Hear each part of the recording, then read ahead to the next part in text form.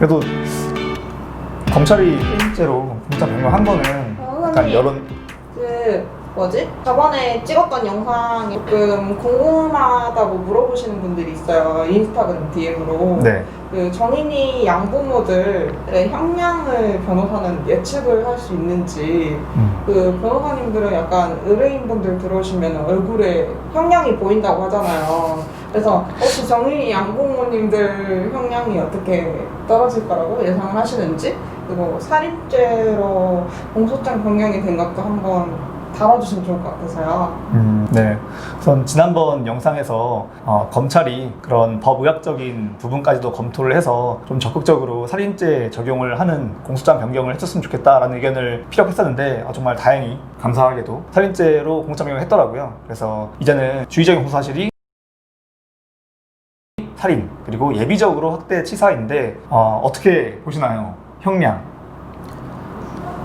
이게 참 민감한 부분이긴 합니다. 어렵죠. 네, 예. 주의적과 예비적으로 청구했다는 것 자체가 이제 검찰에서 주의적보다 예비적은 확실하다. 그리고 주의적은 좀 판단을 받아봐야 될 여지가 있다라고 생각을 해서 낸 것 같은데, 살인죄가 인정이 된다고 하면은 뭐 한 20년 정도 나왔던 걸로 기억을 하고 있기 때문에 저는 그 정도 생각을 하고 있고요. 만약에 주의적 청구가 받아들이지 않는다고 하면은 예비적으로 보면은 아동학대 치사 같은 경우도 이제 반성을 하고 있지 않기 때문에 지금 반성 안 하고 있다는 전제하에 가중 처벌을 받을 가능성이 크다 생각하고 8년 이상 나오지 않을까 생각을 하고 있습니다. 네, 저도 사실 그 양모에 대해서는 살인죄 적용이 된다면은 그러면은 징역 20년 정도를 예상하고 있었거든요. 지금 너무 똑같이 얘기해가지고 좀 난감하긴 한데, 근데 이게 기본적으로 법에서 정하고 있는 그런 양형 기준이 있고 결국 그 안에서 왔다 갔다 합니다. 그런데 지금 이 사건 같은 경우는 일단 피해자가 너무나 어려요. 피해자 너무나 어리고, 그리고 살인죄가 인정이 된다면은 정말 지속적이고 장기적인 그런 폭행, 그리고 뭐 실험 결과 나왔죠. 뭐 소파에서 뛰어내려서 아이를 밟아야지만 가해질 수 있는 그런 췌장 절단과 같은 그런 상당히 좀 강도가 높은 그런 폭행을 하다가 결국 죽은 걸로 보이기 때문에 이런 경우에는 얼마든지 가중이 돼서 징역 20년 혹은 22년 정도로 처벌될 수 있다고 보고, 만약 이게 인정을 못 받아서 결국 법원에서 살인죄에 대해서 무죄가 나온다면은 그러면 예비적으로 아동학대 치사로 가야 되는데, 그런 경우에는 형량이 확 줄어들어서 아마 한 10년 정도 받지 않을까 생각을 합니다. 그리고 양부 같은 경우에는 지금 기본적으로 정범이 아니라 방조범으로 기소가 된 것 같아요. 이런 경우라면은 저는 정말 뭐 10년도 안 되는 그런 주의적으로 인정된다고 하더라도 5년, 3년 정도에 그치지 않을까 예상을 합니다. 어떻게 보시나요? 방조범 같은 경우 저는 좀 이렇게 생각이 다른 게, 주의적으로 인정되는 그 범죄의 딱 절반형으로 인정하지 않을까 생각됩니다. 더 강경하지 않고, 만약에 살인죄가 20년 나왔다 그러면 한 10년, 그리고 뭐 아동학대 치사에서 8년 이상 나왔다 하면 딱 그 절반, 그렇게 해서 그냥 가장 높은 수준으로 유지하지 않을까 생각을 하고 있습니다. 사실 다른 사건들 비교해서 이 사건 같은 경우는 정말 전 국민적인 그런 공분을 사고 있잖아요.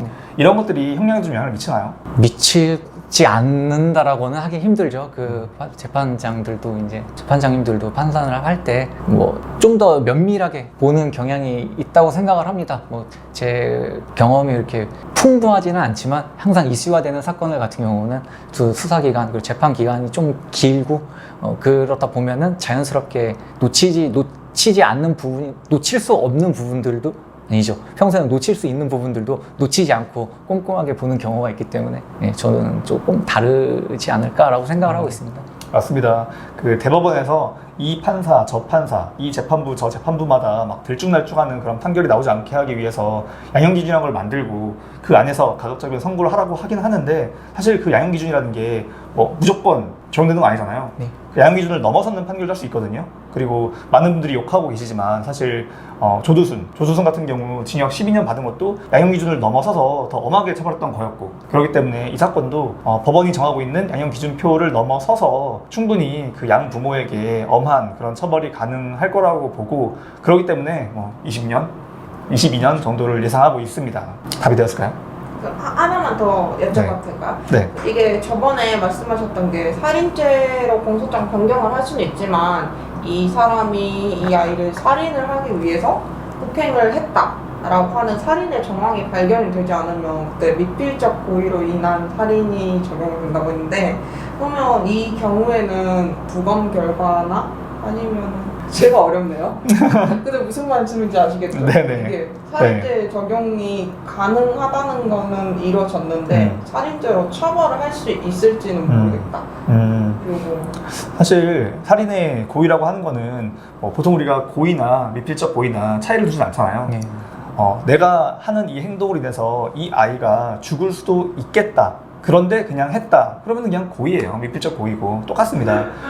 제가 볼 때는 결국 법의학적인 그런 자료, 결과에 좀 많이 의존할 것 같아요. 예를 들어서 부검을 했던 그런 의학자들의 그런 소견서, 감정서 이런 것을 봤을 때 지금 15개월, 16개월 된 아이의 몸에 이 정도의 흔적이 남았고 췌장이 절단됐다면은 그거는 어떤 정도의 그런 물리력이 가해졌던 거다라고 하는 의견이 있다면은 이거는 이 정도의 힘을 아이에게 가했을 때 충분히 이 아이가 죽을 수도 있다는 생각을 했을 수밖에 없다. 이건 몰랐을 리가 없다. 라고 하는 그런 법의학자의 판단, 의견 이런 것들이 결국 그 양모의 살인의 고의, 미필적 고의를 인정하는데 중요하게 작용할 것 같고요. 그리고 아까 말씀드린 그런 실험 결과 아이의 그런 등 쪽에 있는 췌장이 파열될 정도라면은 그러면은 정말 소파에서 뛰어내려서 몸으로 발로 밟는 정도의 그 정도의 충격이 가해지지 않는다면은 이거는 발생하기 힘들다 라고 하는 그런 실험 결과나 의견 자체가 결국 아이를 죽으라고 밟은 거 아니냐라고 하는 고의랑 다를 바가 없는 거죠.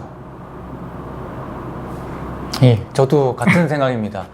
미필적 고의라는 게 내가 얘를 죽여야겠다, 내가 이 사람을 죽여야겠다라고 생각을 먹고 한 행동만 인정되는 게 아닙니다. 그래서 죽을 수도 있고 충분히 지금 여러 정황상 봤을 때 아이가 죽을 수도 있는 상황을 지금 계속 반복을 하고 있었습니다. 그렇기 때문에 충분히 살인죄로 의율할 수 있을 거라 생각을 하고 여러 그 법의학적으로도 그런 정황들이 지금 계속 나오고 있다고 생각을 하고 있습니다. 지금 재판하는 과정에서 기사 접했을 때 학대를 인정을 하고 있다. 근데 치사 인정을 안 한다.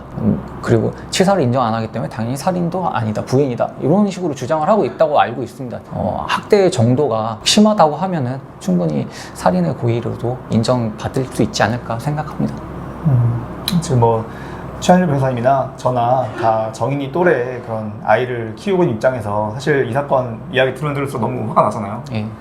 꼭 법원으로부터 엄한 그런 판결이 내려져서 그런 억울함이 좀 풀리고 법의 심판을 받을 수 있기를 기원합니다. 네, 그러면은 짧게 정인이 사건에 대한 형량 예측까지도 해봤는데 오늘 나와주셔서 감사합니다. 제가 감사합니다. 감사합니다.